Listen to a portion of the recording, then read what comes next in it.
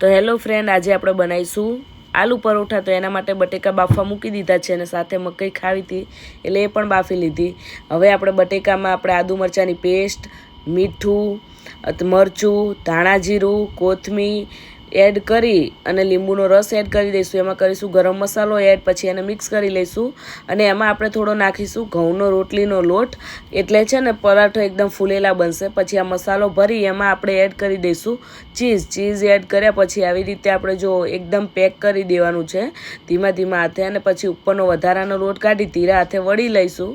વણી અને પછી એને ચેડવી લઈશું। બીજી સાઈડ ફેરવી એની ઉપર આપણે એડ કરી દઈશું બટર થોડું મેલ્ટ થાય એટલે આખા પરોઠા ઉપર આપણે લગાવી દઈશું અને પછી પરોઠાને બંને સાઈડથી આપણે શેકી લઈશું। તમે જોઈ રહ્યા છો પરોઠા કેવા ફૂલાયા છે, આપણે ઘઉંનો લોટ મસાલામાં નાખ્યો છે એટલા માટે। તમે જો આપણો પરોઠા તૈયાર છે। હવે પીઝા કટરથી આપણે કટ કરી દઈશું અને જો ચીઝ કેવું દેખાય